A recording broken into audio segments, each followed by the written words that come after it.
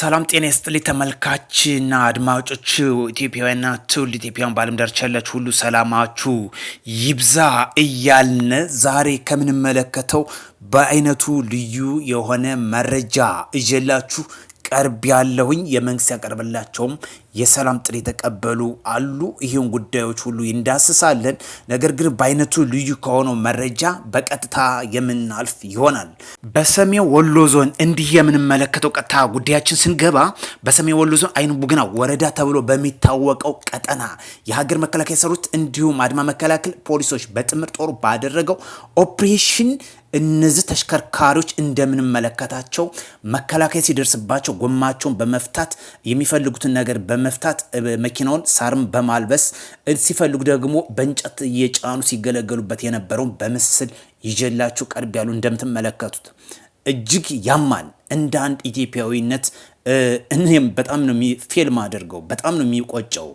እጅግ ያሳፍራል። እናቶች የኛ ምስኪን ቤተሰቦች ናቸው የሚገለገሉበት። ያ ምስኪን ቤተሰብ ነው የሚጠቀምበት ብሎም ደግሞ የገጠሩ ማህበረሰብ ያሳዝናንም ያሳፍራንም። ነፃ ምንወጣ አማሮች ነፃ እናወጣለን የሚሉት ለአማራ እንቆረቆራለን የሚሉት ተግባሩ ይህ ከሆነ እጅግ ያሳፍራን። በአዳ ተልኮ አስፈጻሚ መሆን በጋድ የሚያሳይ ጉዳይ ነው። ስለዚህ ውድ ኢትዮጵያውያን የፋኑም ደጋፊ የምትሆኑ ወደ ሰላም ፊታችን እናዙር። በቃ እጅግ ያማን። እኔ በጣም ነው ያመኛል። ኢትዮጵያዊነት እናቶች ያሳዝኑኛል። በተለይ ምስኪኑ ማህበረሰብ እናስታውሳለን። አምቡላንስ በሌለበት በእንጨት ሰርተው ወደ ሕክምና አባቶቻችን እናቶቻችን የገጠር ማህበረሰብ ሲያድርስ የት እንደነበር እናስታውሳለን። አይረሳም።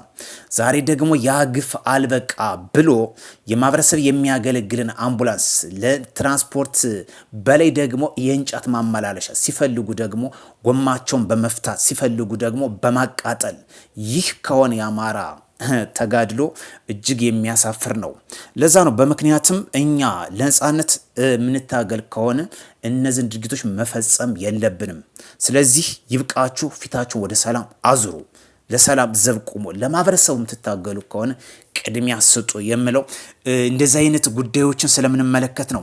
በዚህ ቀጠና በሰሜን ወሎ ዞን አይኑ ቡግና ወረዳ በተደረገው ኦፕሬሽን እንደምንመለከተው እነዚህ ተሽከርካሪዎች አምቡላንሶች ጎማቸውን ፈተው ዘውት ሂደዋን፣ ሳርም አልብሰውታን፣ እንጨትም ደግሞ ሲያመላልሱበት ነበር። እንደምንመለከተው እነዚህ ገቢ ተደርጓል፣ ንብረቶች ገቢ ተደርገዋል፣ ሌላ ይገጠምላቸዋል።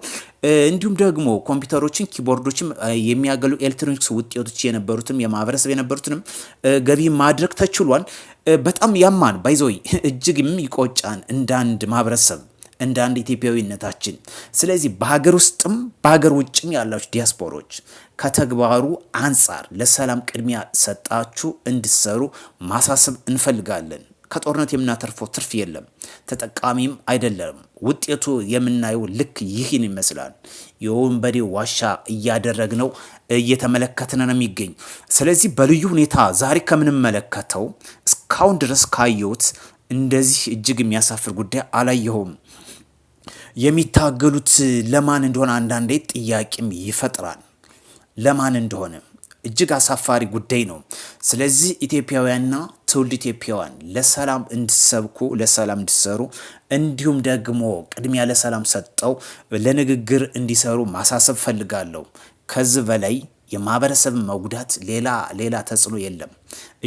እጅግ ማህበረሰቡን እየጎዳችሁ መሆኑ ግልጽ ማሳያ ጉዳይ ነው።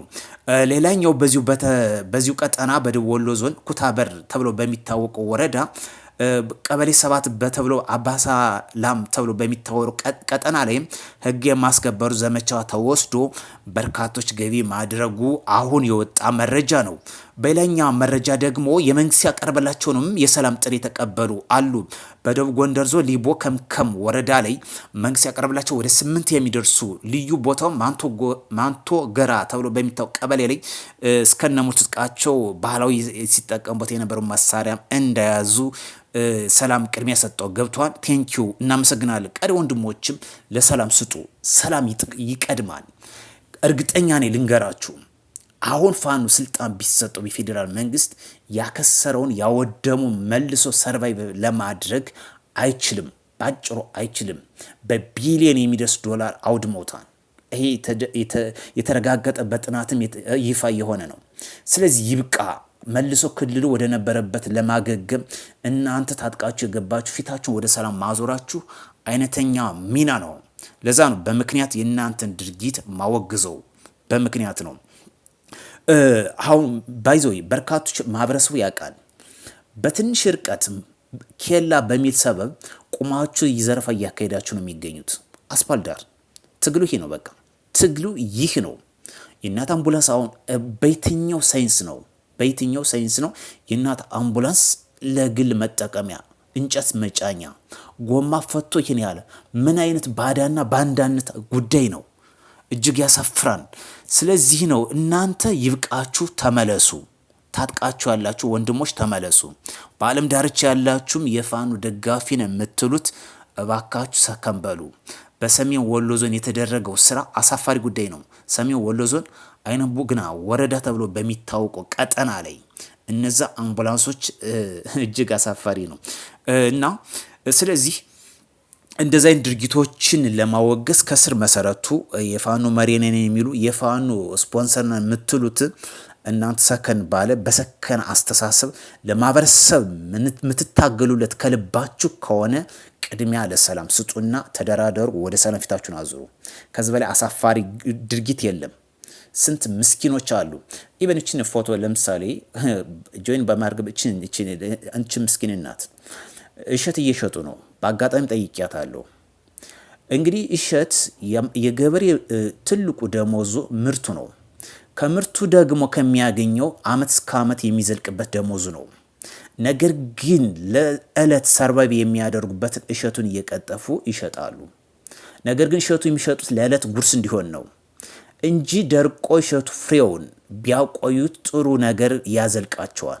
እዚህ እሸቱ አሁን ተሸጠማል፣ ለቀጣዩ አመት እስከ አመት የሚዘልቁበት ጉዳይ አጠያቂ ላይ ደረጃ ይጥላቸዋል ማለት ነው። እና ማህበረሰባችን ያለው በተንጠልጠል ላይፍ ነው። ያ ማለት እጅ ወዳፍ ነው። ይህን ደግሞ እንጠቅመዋለን ካልነ ሰላም ብንሰጥ መልካም ነው። ማህበረሰቡን አንጉደው፣ ለእናቶች ለምስኪኖች እንስብላቸው። አሳፋሪ ጉዳይ ነው። በጣም በጣም አሳፋሪ። ለዛ ነው ፋኖች አካሄዳችሁ ልክ አይደለም። እጅግ ልክ አይደለም። ከልክም ያለፈ ጉዳይ ነው። አምቡላንስ ሹፌሩ ራሱ ህገወጥ ቢሆን እኮ አምቡላንሱ መነካት የለበትም። ኢቭን እንኳን ቢሆን የማህበረሰብ ነው። እጅግ አሳፋሪ ጉዳይ ነው። ስለዚህ ውድ ቻናል ቤተሰቦች ኢትዮጵያውያን፣ አጠቃላይ በዓለም ዳርቻ ያላችሁ ለሰላም ብትሰብኩ ታተርፋላችሁ። ለምስኪኖች ቅድሚያ ስጡ። በሌላ መረጃ እስክንገናኝ መልካም ቆይታ እንዲሆንላችሁ ከወዲሁ